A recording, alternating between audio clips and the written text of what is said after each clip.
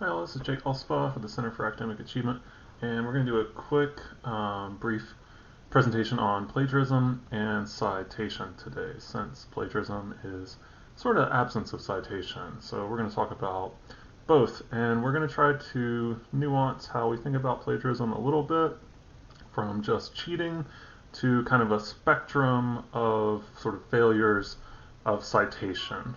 Okay? But first, before we dive into some of the nuances of the spectrum, it's worth knowing the university's position on plagiarism. So forgive me for reading at you for just a second, but they define plagiarism as the unacknowledged use of other people's ideas, both written and unwritten. Scholarly authors generously acknowledge their debts to predecessors, giving credit to each source. Whenever one draws on another's work, we must specify that it has been borrowed, whether facts, opinions, or quotations, and cite its source. Using another person's ideas or expressions in writing without acknowledging the source constitutes plagiarism.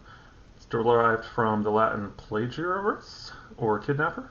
Plagiarism refers to a form of intellectual theft. In short, to plagiarize is to give the impression that the author wrote or thought something that in fact they borrowed from someone else.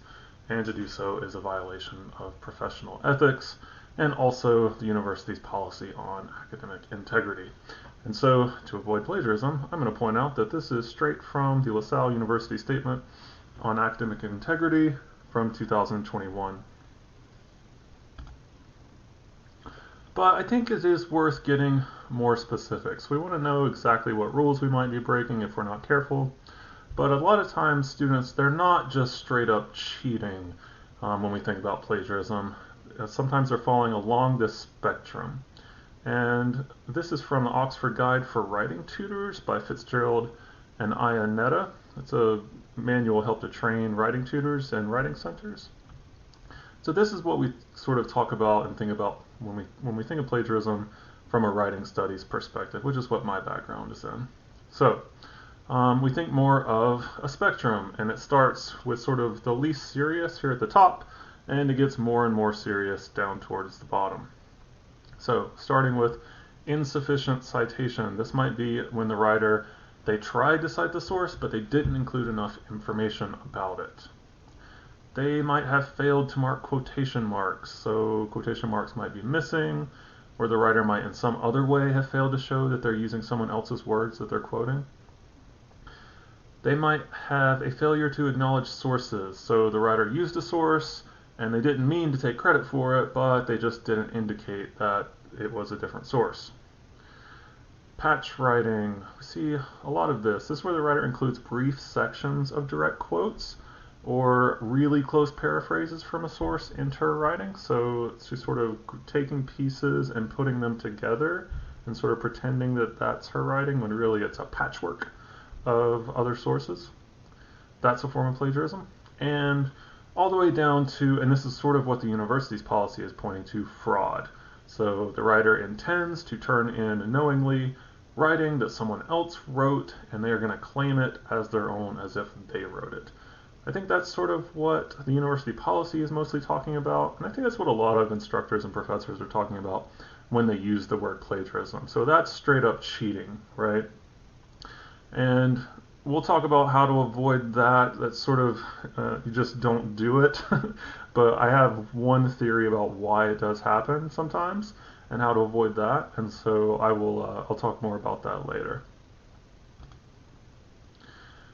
But notice that only fraud can't be fixed, right? Fraud is sort of a huge, big problem and can lead to all kinds of negative outcomes for you. But the rest are sort of down to either ignorance about what you should be doing, confusion, perhaps carelessness, right? But there are things that we can shore up, that we can fix. And we're going to talk about that. So, what must be acknowledged?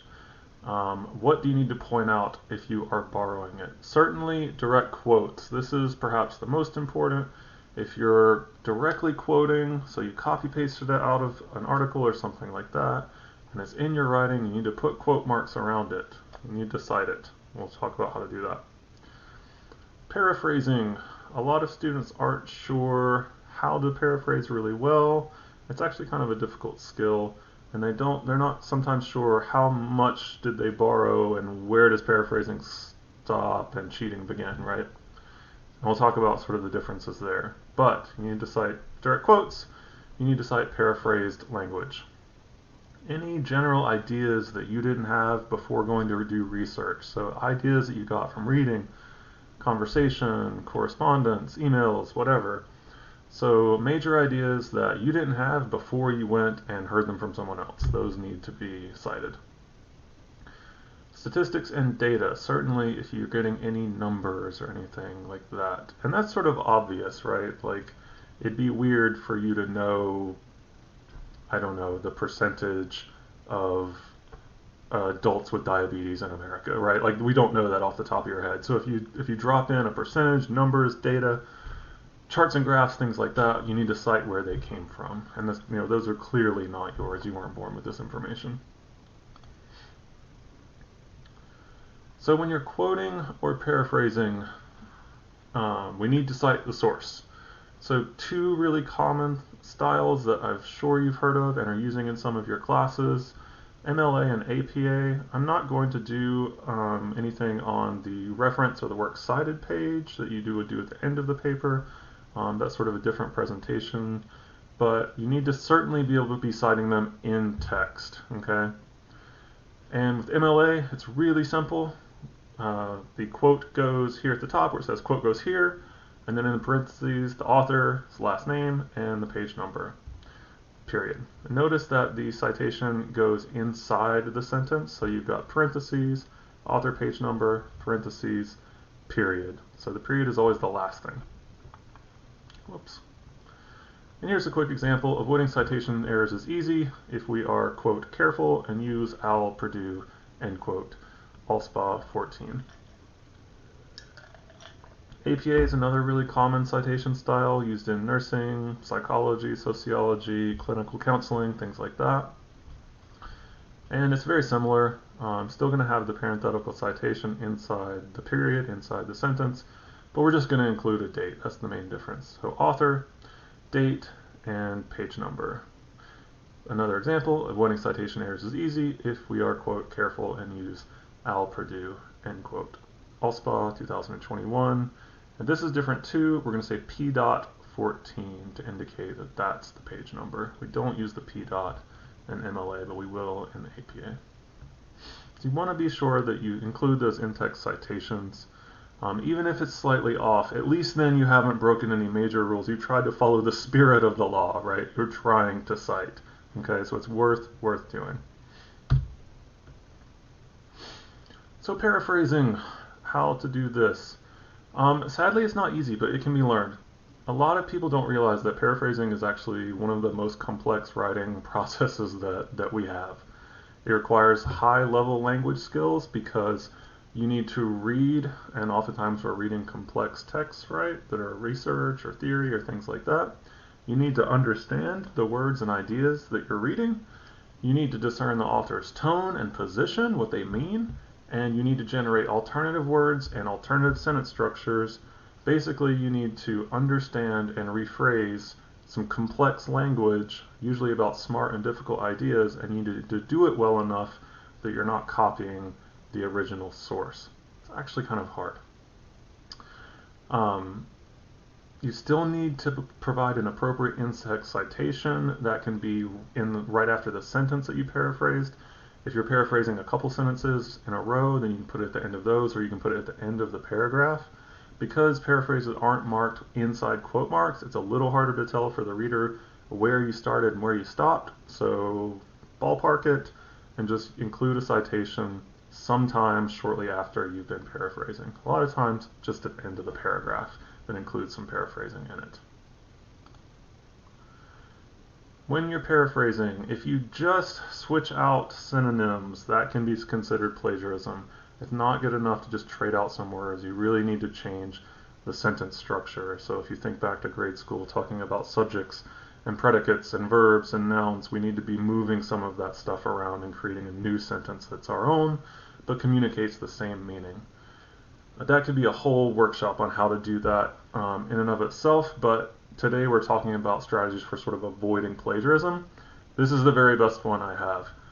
Don't paraphrase looking directly at the source text. It's too easy to borrow too heavily from it, and you'll end up patch writing.